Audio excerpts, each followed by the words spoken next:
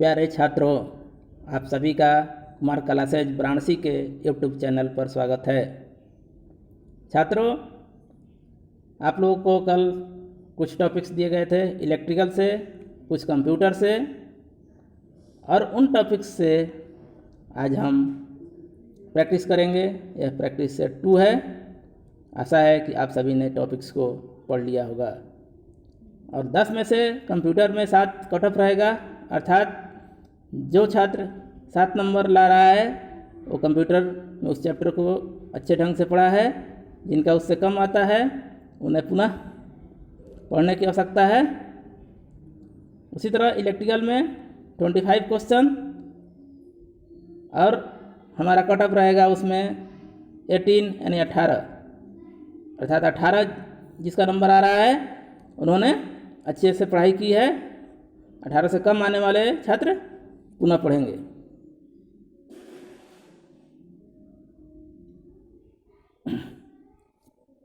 चलिए शुरू करते हैं।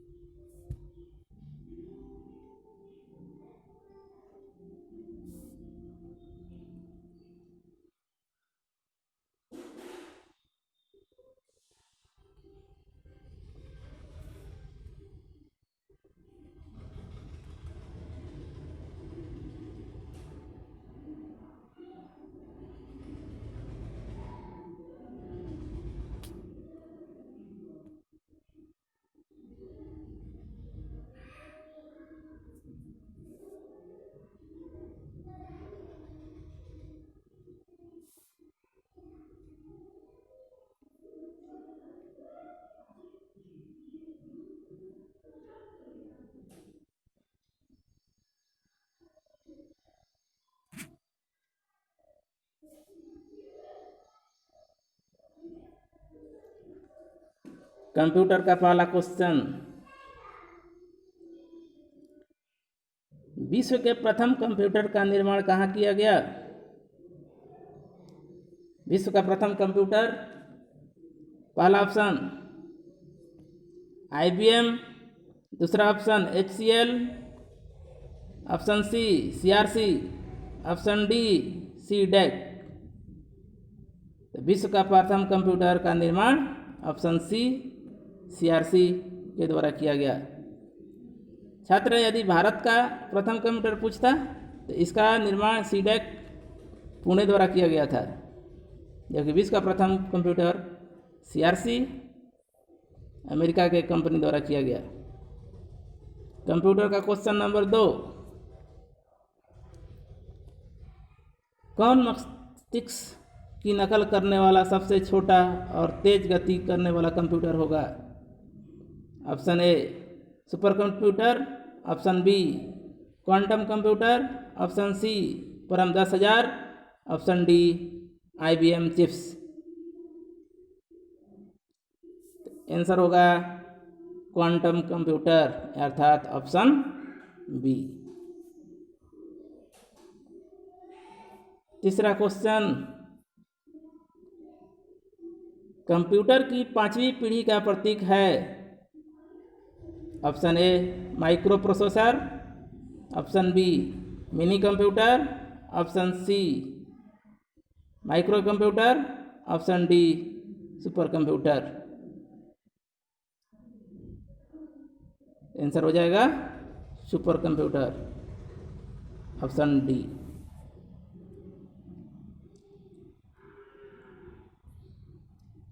कंप्यूटर का चौथा क्वेश्चन, आधुनिक कंप्यूटरों का लघु रूपम संभव हो सका है? अर्थात आधुनिक कंप्यूटर बहुत छोटे छोटे साइज में भी आ रहे हैं, ये किस कारण संभव हो पाया है? Option A transistor, option B integrated circuit chips, option C nano पदार्थ, ऑप्शन D अति संचालक। और हमारा आंसर हो जाएगा integrated circuit chips, option B। Computer का 5वां क्वेश्चन, भारतीय सुपर कंप्यूटर का नाम क्या है? निम्न में से कौन भारतीय सुपर कंप्यूटर है? Option A Shubham, option B Param, option C X2, option D BBC micro. Answer हो जाएगा हमारा परम, अर्थात ऑप्शन बी।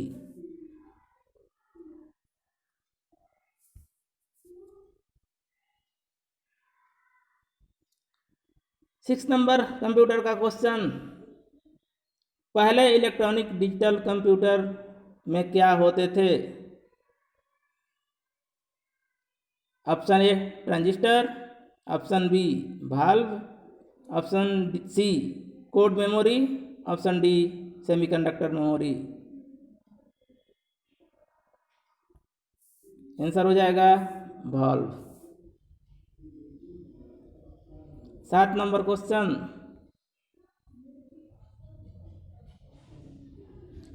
विशेष रूप से डिजाइन किए गए कंप्यूटर चिप किसी कंप्यूटर के अंदर होते हैं तो वो क्या कहलाते हैं? Server, option A, option B chip, option C robot computer, option D embedded computer. Answer होगा option D embedded computer.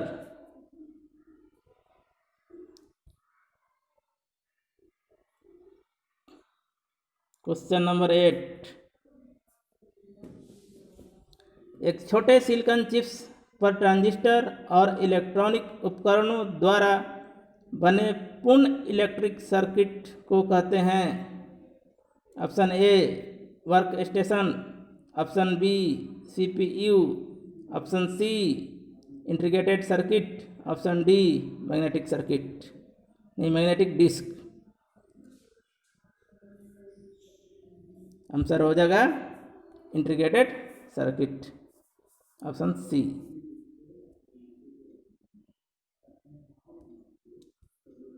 9 number question computer का,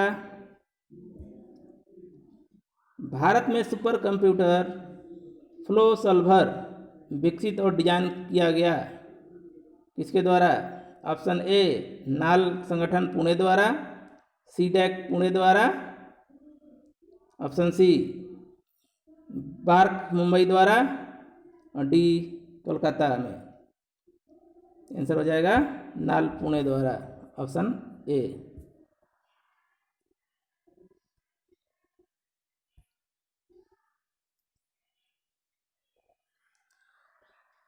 कमर्शियल उपयोग के लिए बनाया गया पहला कंप्यूटर था? Option A MANIAC, option C ENIAC, option C UNIVAC, option D EDVAC. Answer हो जाएगा यूनिवैक, ऑप्शन सी ऑप्शन। इस तरह कंप्यूटर का 10 क्वेश्चन हो गया। अब आइए इलेक्ट्रिकल का करते हैं।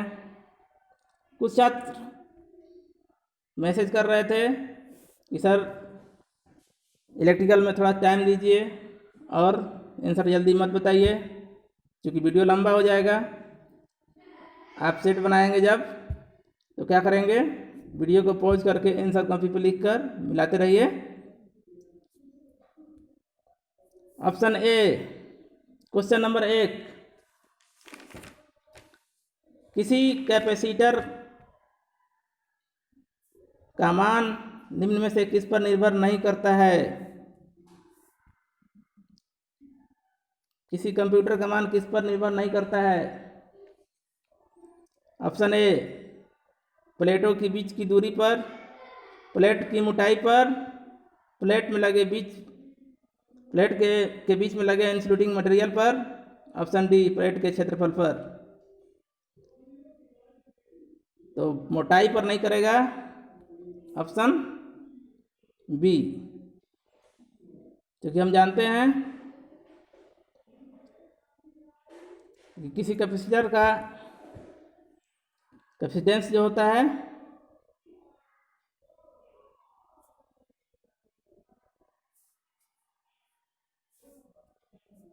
निर्भर करता है।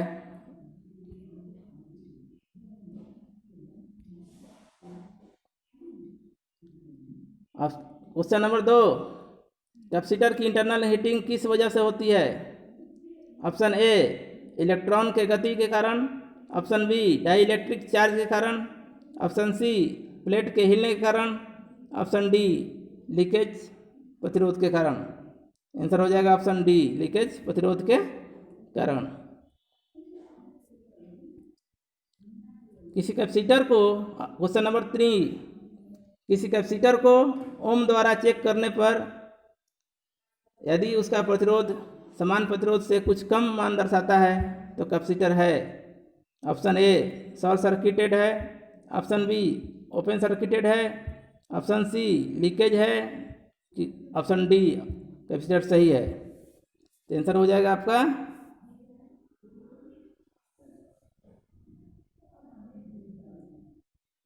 लीकेज है।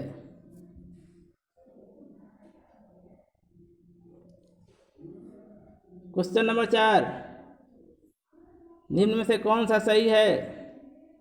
एक हेल्दी कैपेसिटर को ओम मीटर से चेक करने पर अति उच्च प्रतिरोध मान दर्शाता है। Option B short circuited capacitor को ओम मीटर पर चेक करने पर 0 मान दर्शाता है।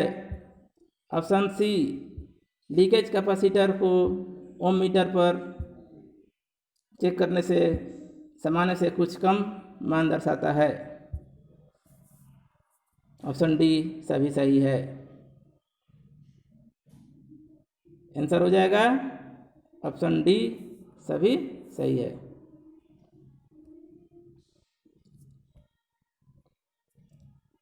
कौन चालकता अर्थात कंडक्टेंस का मात्रक नहीं है? Option A mho, option B siemen, option C ohm inverse भी इसको कहा जाता है, कहीं कहीं ऐसे भी लिखा रहता है आपको।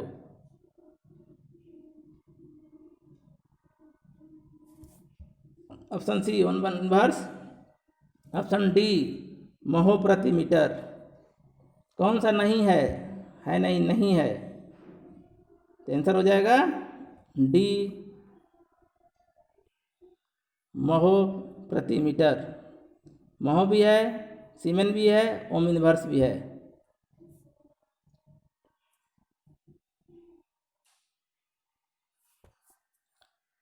प्रतिरोध को श्रेणी क्रम में जोड़ने पर प्रत्येक प्रतिरोध में होगा, परिपथ में धारा समान होगा सभी प्रतिरोध में, परिपथ में वोल्टेज का मान भिन्न भिन्न होगा सभी प्रतिरोध में, समतुल्य प्रतिरोध का मान R1 plus R2 plus R3 होगा। ये सभी सही है। तो सभी सही है डी।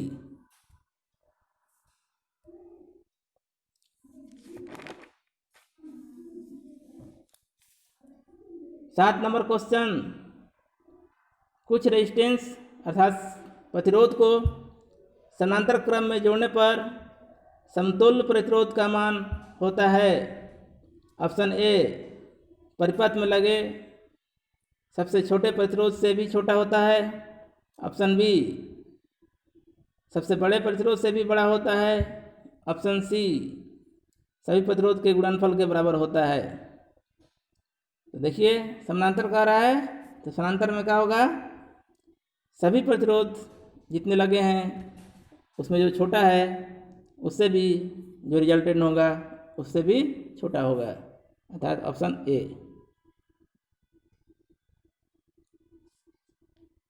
विशिष्ट प्रतिरोध का मात्रक क्या है? ओम मीटर, ओम प्रति मीटर, ऑप्शन सी ओम प्रति मीटर स्क्वायर, ऑप्शन डी इनमें से कोई नहीं। विशिष्ट प्रतिरोध का मात्रक आंसर होगा ए ओम मीटर।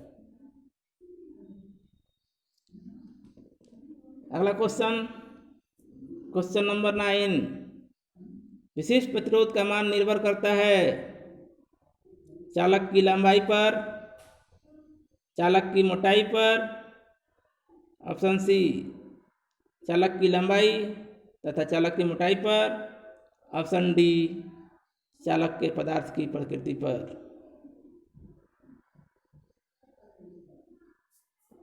आंसर होगा चालक के पदार्थ की प्रकृति पर। विशिष्ट प्रतिरोध पूछ रहा है, प्रतिरोध पूछता है तो लंबाई और मोटाई पर करता है।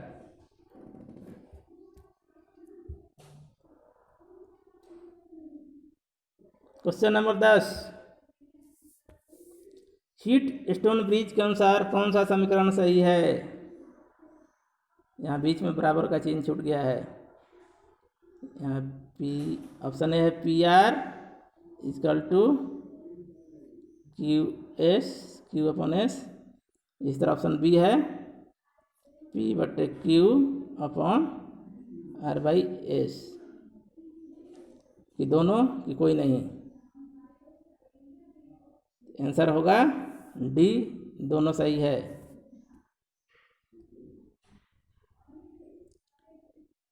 शक्ति का निम्न में से कौन सूत्र नहीं है? Question number 11, A V into I, option B I square R, option C I square भी, option D V square R. P बराबर आप पढ़े होंगे, तो आंसर क्या होगा? सी, आई स्क्वायर भी नहीं है। क्वेश्चन नंबर 12, किसी कैपेसिटर की चालक पदार्थ की मोटाई बढ़ाने पर उसकी धारिता का मान होगा।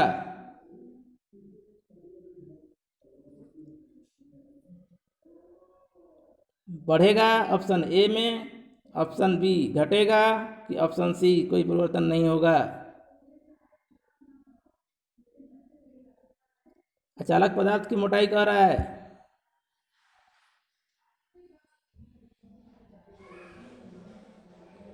आंसर होगा घटेगा। इसलिए घटेगा कि हम जानते हैं कि अगर प्लेटों के बीच की दूरी बढ़ेगा तो उसका कैपेसिटेंस का मान क्या होता है? कम होता है। जब अचालक की मोटाई बढ़ेगी तो प्लेट के बीच की दूरी क्या होगी? बढ़ेगी। इसलिए कैपेसिटेंस भी क्या होगा? घटेगा।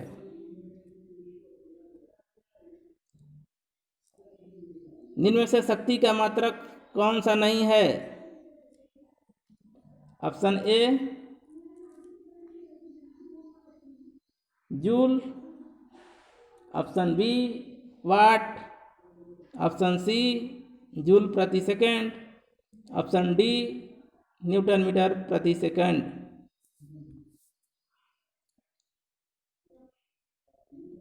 शक्ति का मात्रक नहीं है तो जूल हो जाएगा। जूल कार्य तथा ऊर्जा का मात्रक है, और तीनों ये वाट, जूल प्रति सेकंड और न्यूटन मीटर प्रति सेकंड शक्ति का मात्रक है। अब क्वेश्चन नंबर 14, 1 कैलोरी का मान होता है। Option A 4.18 joule, option B 5.2 joule, option C 6.18 joule, option D 3.2 joule. तो आंसर हो जाएगा ऑप्शन ए 4.18 जूल, 4.18 जूल।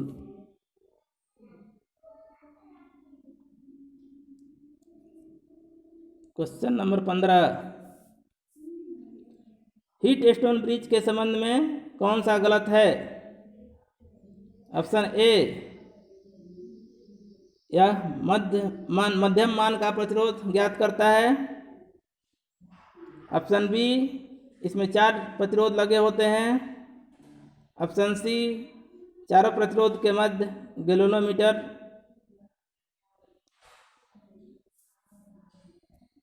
चारों प्रतिरोधों के मध्य गैल्वेनोमीटर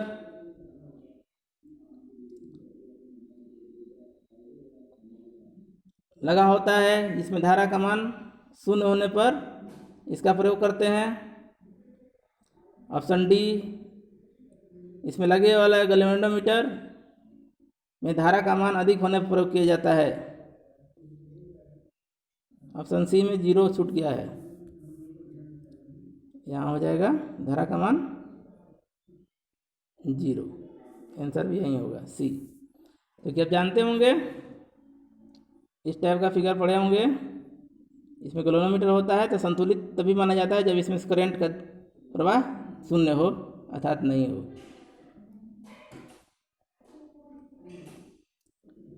16 नंबर क्वेश्चन, निम्न में से किस कैपेसिटर का प्रयोग डीसी परिपथ में होता है? Option A paper capacitor, option B ceramic, option C electrolyte, option D सभी।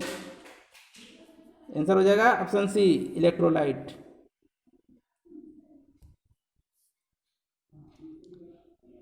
क्वेश्चन नंबर 17, कैपेसिटर के समूहन के संबंध में कौन सा सही है? ऑप्शन ए सीरीज में C1 plus C2 plus C3, समानांतर में C1 plus C2 plus C3। Option C समानांतर में 1/C1 plus 1/C1 plus 1/C3। Option D इनमें से कोई नहीं। तो आंसर हो जाएगा हमारा, पूछा है कौन सही है, सीरीज में 1/, हो जाता है इसलिए सिर्फ बी सही है, बी नहीं, हाँ बी सही है, रेजिस्टेंस का उल्टा होता है।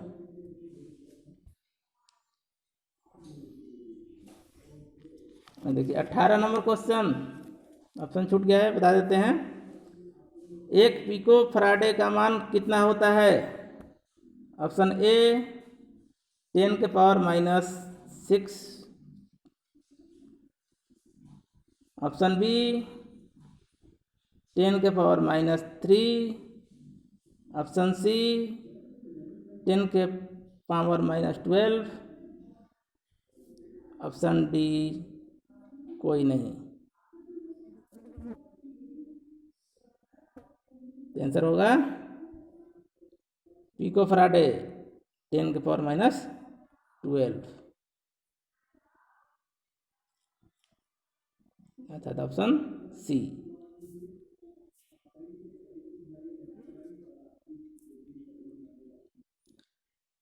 क्वेश्चन नंबर 19, जब धारा का मान I हो, समय का मान T हो, इसके लिए प्रतिरोध R हो, तो विद्युत ऊर्जा ज्ञात करने के लिए सूत्र कौन सा अलग होगा?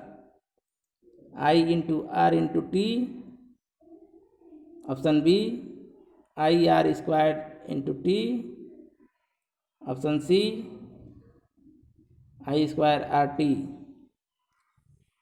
आंसर क्या हो जाएगा हमारा?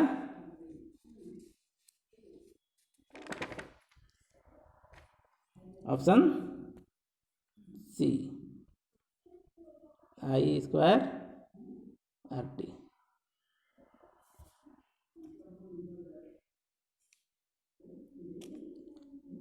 क्वेश्चन नंबर 20, एक बंद परिपथ में सभी विभवांतरों का मान 0 होता है, यह नियम कहलाता है? किरचॉफ का प्रथम नियम, किरचॉफ का दूसरा नियम, ऑप्शन सी ओम का नियम, ऑप्शन डी धारा का नियम।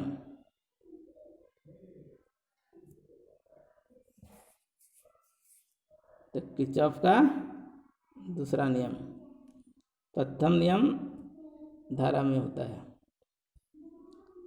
तो ये किरचॉफ के प्रथम नियम के संबंध में कौन सा सही है, सही नहीं है?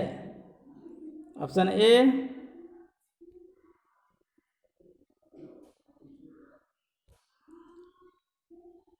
एक बिंदु पर मिलने वाली सभी धाराओं का मान योग 0 होता है, इसे केसीएल के नाम से जाना जाता है। यह आवेश संरक्षण के सिद्धांत पर कार्य करता है।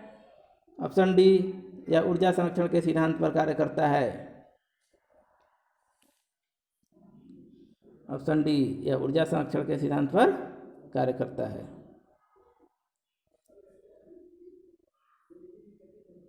क्वेश्चन नंबर 22,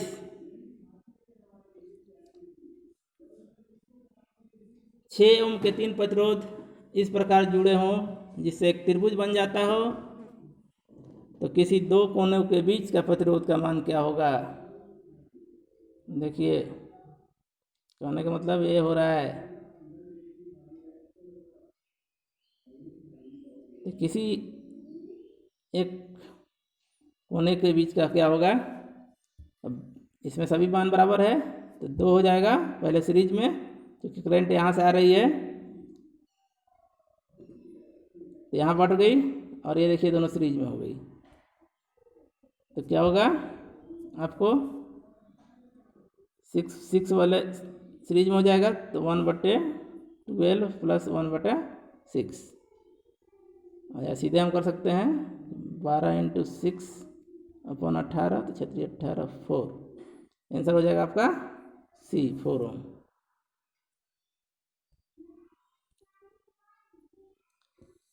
तेईस, 3 प्रतिरोध R1, R2 और R3 सीरीज में जुड़े हैं।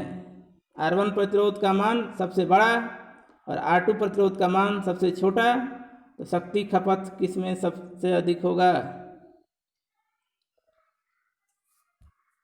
सभी प्रतिरोधों में समान होगा, R2 में अधिक होगा, R3 में अधिक होगा, R1 में अधिक होगा,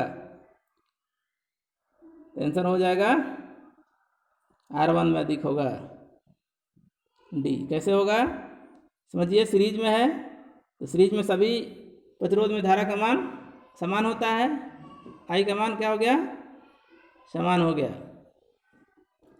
अब P बराबर हम जानते हैं I²R, धारा का मान जब समान है तो R का मान ज़्यादा जहाँ होगा वहाँ P का वैल्यू क्या हो जाएगा, अधिक हो जाएगा। क्वेश्चन नंबर 24, यदि R मान के n प्रतिरोध को समानांतर क्रम में संयोजित करने पर समतुल्य प्रतिरोध होगा R/n, option B n/R, option C n × R, option D n+R, तो आंसर क्या हो जाएगा हमारा, option A R/n। Question number 25, उसी तरह यदि R मान के n प्रतिरोध को सीरीज में संयोजित कर दिया जाए तो समतुल्य प्रतिरोध क्या होगा। इसमें आंसर हो जाएगा n × R, सी। सभी लोग अपना स्कोर कमेंट करिए, और जिसका कट ऑफ से कम रह गया, यानी इलेक्ट्रिकल में 18 से कम और कंप्यूटर में 7 से कम, पुनः इस टॉपिक को पढ़ें। जो नए छात्र हैं वो टारगेट सीरीज 2 के नाम से टॉपिक दिया हुआ है, वीडियो अलग से है, चैनल को सब्सक्राइब कर लें और उस टॉपिक को देखकर पढ़कर फिर इस सेट को बनाएं। और टॉपिक 3 भी अपलोड कर दिया गया है, उसको पढ़ लीजिएगा, और कल पुनः उस टॉपिक से हम लोग सेट लेकर हाजिर होंगे।